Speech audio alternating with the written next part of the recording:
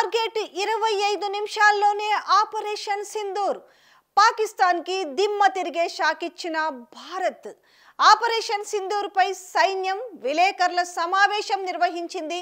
భారతదేశంపై జరిగిన ఉగ్ర దాడిలో మీడియాతో ప్రెస్ కాన్ఫరెన్స్ కూడా నిర్వహించింది. ఇది పహల్గామ్లో జరిగిన దాడిని కూడా చూపించింది. దీనిలో 26 మంది మరణించారు. దశాబ్ద కాలంలో 350 మంది భారతీయులు ఉగ్రవాద దాడుల్లో మరణించారని కూడా ఆ వీడియోలో వివరించారు. జమ్మూ కాశ్మీర్లోని పహల్గామ్లో జరిగిన ఉగ్రదాడికి భారత సైన్యం ప్రతీకారం తీర్చుకుంది. బీహార్లో ప్రధానమంత్రి వార్నింగ్ ఇచ్చినట్టుగానే వారి స్థావరాల్లో వారికి సమాధి కట్టేశారు. ఉగ్ర స్థావరాల లెక్కలు తీసి మరీ టార్గెట్ చేసి భారత్ ప్రతీకారం తీర్చుకుంది. చెప్పి మరీ అటాక్ చేసిన భారత సైన్యం దాడులకు కొద్ది నిమిషాల ముందే ఇండియన్ ఆర్మీ ట్వీట్ చేసింది. అర్ధరాత్రి 1:25 దాడికి సిద్ధం, గెలిపే లక్ష్యమంటూ ఆర్మీ ట్వీట్ చేసింది. 1:51 ఆపరేషన్ మిగిసాక న్యాయం జరిగింది, జై హింద్ అంటూ ఆర్మీ మరో ట్వీట్ చేసింది. ఆపరేషన్ సింధూర్ని స్వయంగా పర్యవేక్షించారు భారత ప్రధాని మోదీ.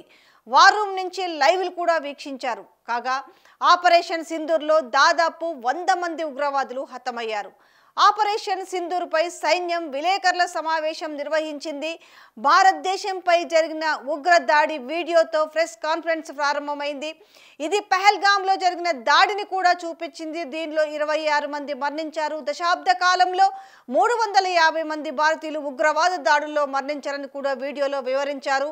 పాక్ ఉగ్రమూకలు లక్ష్యంగా ఆపరేషన్ సింధూర్ కొనసాగినట్టు సైన్యం నిర్దిష్ట లక్ష్యాలు టార్గెట్గా పాక్ పై దాడులు జరిగాయని, పాక్లోని లష్కరే జైషే హిజ్బుల్ స్థావరాలు విజయవంతంగా ధ్వంసం అయ్యాయని ప్రతినిధులు విదేశాంగ కార్యదర్శి Vikram Misri, colonel Sofiya Qureshi, wing commander Vyomika Singh వెల్లడించారు.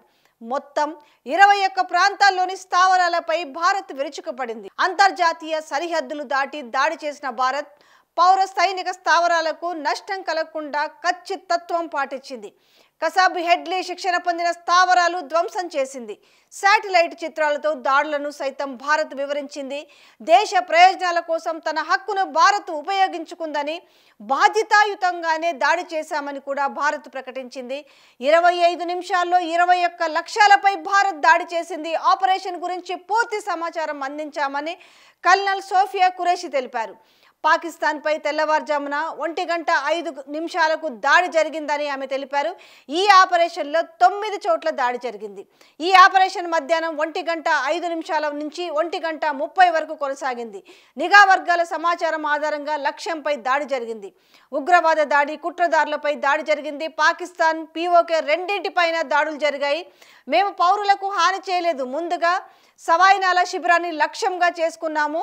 మేము జైషే లష్కర్ శిబిరాలను లక్ష్యంగా చేసుకున్నాము. 9 చోట్ల 21 లక్ష్యాలపై దాడి జరిగింది. పాకిస్తాన్లోని సియాల్కోట్లో దాడి జరిగింది. ఇక్కడ సర్జికల్ శిబిరంపై దాడి జరిగింది. ఇక్కడ ఒక హిజ్బుల్ శిబిరం ఉండేదని కూడా తెలిపారు.